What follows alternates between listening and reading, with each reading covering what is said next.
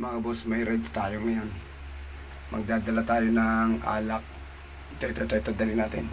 Kasi magdadagat tayo dagat para may pangontra sa lamig. Ayan, okay. It's G. 5:15 AM. Stop over muna tayo, magkakape. Kape muna, kape. Time check, 6:30 ng umaga. Grabe yung pag, oh. Huminto muna kami rito, kakain kami ng lumi. Tara, kain tayo mga boss. Pag dito kayo kumain sa Las Marquez, di kayo logi. Kasi yung isang order na kanin nila, tignan mo, oh. Dami, oh. Hindi, may isa na dito. Tapos, lumi nila, 50 lang. Ayan, oh. Solve ka na. Kain muna tayo mga boss, amo. Dito na tayo sa ano, I love tunguhin. Kakanan na kami papuntang Real. Let's go. Yun, oh. Touchdown na kami ng Real Quezon. Dito kami na pumasok sa ano, AK Secret Beach Resort sa Real. Tara, pasok tayo sa loob mga boss. Pasok tayo sa loob.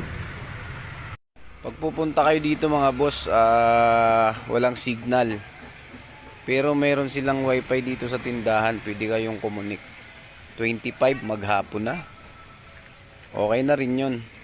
Para magamit natin yung mga cellphone natin pag andito tayo.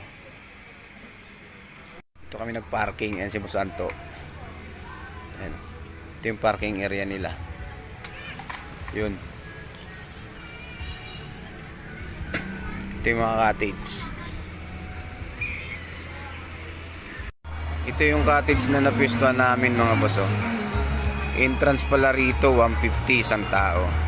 Kasama na sa cottage yun. Sulit na rin.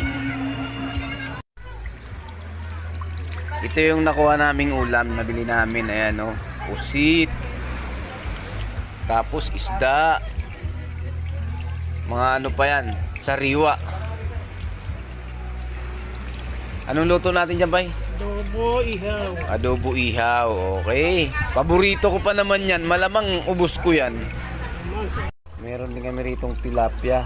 Iihawin. Bukod dun sa pusit. Ayun pa yung mga isda, oh.